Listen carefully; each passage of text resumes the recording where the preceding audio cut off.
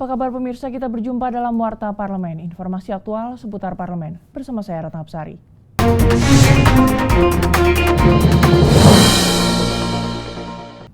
Terkait tingginya fluktuasi harga bahan-bahan kebutuhan pokok akhir-akhir ini, pimpinan DPR RI mendesak pemerintah untuk mengembalikan kewenangan Badan Urusan Logistik atau Bulog sebagai stabilisator harga dan kualitas 9 bahan pokok.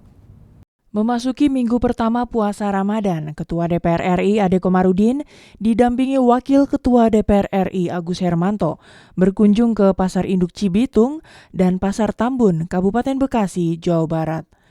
Ditemui usai peninjauan, Ade Komarudin mengatakan negara atau pemerintah harus campur tangan terhadap ketersediaan sembako yang sangat dibutuhkan masyarakat. Menurut Ketua DPR, pemerintah seharusnya mampu memproteksi logistik nasional minimal 40% dari kebutuhan pasar, seperti yang tertuang pada Keputusan Presiden Nomor 39 Tahun 1978 tentang Badan Urusan Logistik.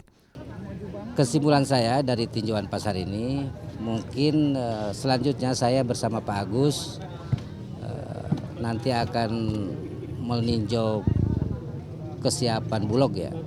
Saya ingin Bulog kembali menjadi institusi yang kita percaya bersama untuk mengendalikan ketersediaan ya pasokan maupun harga dan kualitas dari sembako ini. Jadi kembali kepada Bulog sebagai institusi yang mampu memberikan stabilisasi baik kualitas, harga maupun ketersediaan. Harga bawang merah yang sempat diberitakan mengalami kenaikan pada kisaran 40 hingga Rp48.000 per kilogramnya dibantah oleh Sunaryo, pedagang yang juga distributor bawang merah di wilayah Bekasi. Menurut Sunaryo, sebentar lagi di sejumlah daerah sentra produksi akan memasuki masa panen bawang merah, maka kemungkinan harga di pasaran akan mengalami penurunan. Untuk bulan ini saya rasa bawang itu tidak akan naik karena di daerah Jawa Timur termasuk Sukomoro, Ngaju itu juga mulai panen. Jadi untuk mencapai 30.000 itu rada susah. Kemungkinan besar pasti turun karena di Brebes juga sudah mulai panen, di Jawa Timur, di daerah Weleri juga panen.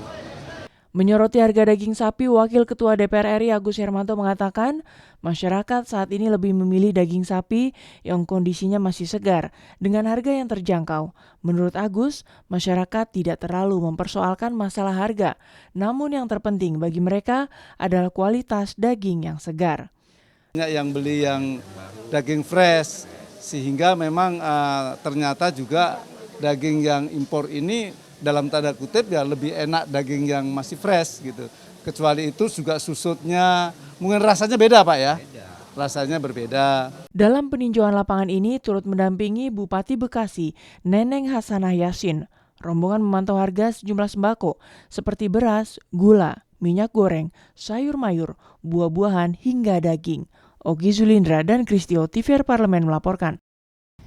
Komisi 1 DPR RI mendorong efektivitas penggunaan anggaran Lembaga Penyiaran Publik atau LPP TVRI yang akan digunakan untuk memproduksi program sehingga dapat meningkatkan kualitas penyiaran baik dari aspek konten maupun aspek visual. Dalam rapat dengar pendapat Komisi 1 DPR RI dengan Direksi dan Dewan Pengawas LPP TVRI di Gedung DPR RI Senayan, Jakarta baru-baru ini disampaikan pagu anggaran rencana kerja program LPP TVRI pada tahun anggaran 2017 sebesar 872 miliar 600 juta rupiah yang akan digunakan untuk keperluan belanja pegawai, kebutuhan operasional, dan non-operasional serta untuk kebutuhan belanja modal.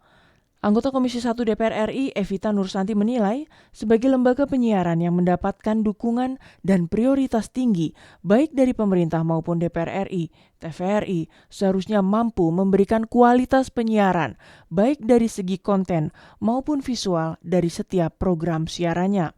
Undang-undangnya sendiri penyiaran, kalau saya nggak salah pasal 31 itu sudah terlihat keistimewaan daripada LPP RRI dan TVRI ini dibandingkan dengan yang lain-lain. Kenapa? Mereka tidak punya batasan wilayah siar, ya kan?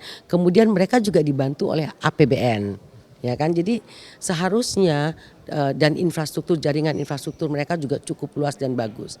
Seharusnya tidak ada alasan lagi bagi TVRI dan RRI ini untuk bisa menjadi TV yang utama. Menanggapi pagu anggaran yang diajukan oleh TVRI, Evita mengatakan seharusnya pihak TVRI berani mengajukan anggaran yang lebih tinggi. Namun harus diikuti dengan argumentasi yang kuat. Karena menurut Evita, jika dibandingkan dengan RRI, anggaran yang diajukan oleh TVRI lebih rendah. Padahal kebutuhan yang dibutuhkan TVRI lebih tinggi daripada yang dibutuhkan oleh RRI. Nanda Oktaviani dan Denus TVR Parlemen melaporkan. Dalam rencana penambahan anggaran untuk LPP RRI tahun 2016, Komisi 1 DPR RI mengevaluasi penyerapan anggaran LPP RRI tahun sebelumnya agar dalam era APBN perubahan tahun 2016, anggaran yang disetujui dapat digunakan secara maksimal dan efektif.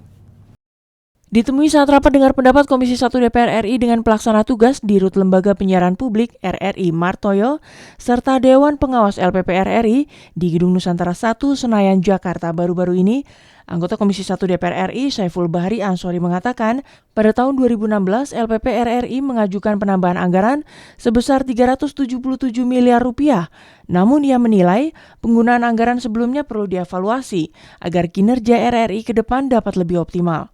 Saiful berharap RRI dapat menggunakan anggaran secara efektif dan efisien, terutama dalam belanja pegawai. Semakin hari semakin transparan kita, masyarakat semakin bisa menilai, DPR RI juga bisa semakin memberikan evaluasi dengan baik, sehingga RRI harus betul-betul bisa berjalan dengan baik. Gitu. Jangan sampai anggaran itu dihambur-hamburkan, sampai menjadikan satu program terbengkelai karena faktor-faktor kerakusan dari salah seorang oknum RRI menggunakan anggaran itu. Anggota Komisi 1 DPR RI Salim Mengga mengatakan penyerapan anggaran LPP RRI dari tahun 2013 sampai 2015 tidak ada yang mencapai 100%. Seharusnya ada sisa anggaran yang dikembalikan ke negara. Untuk itu, LPP RRI ke depannya harus lebih cermat dan teliti dalam mengajukan penambahan anggaran. Pengajuan anggaran untuk tahun 2017 itu harus mulai diantisipasi, misalnya kalau terjadi pemotoran anggaran, sektor apa saja yang akan dipotong. Kita dukung penambahan anggaran sepanjang penggunaan anggaran itu memang efisien dan efektif. Artinya dengan penambahan anggaran itu program-program dia bisa tercapai. Itu yang paling penting.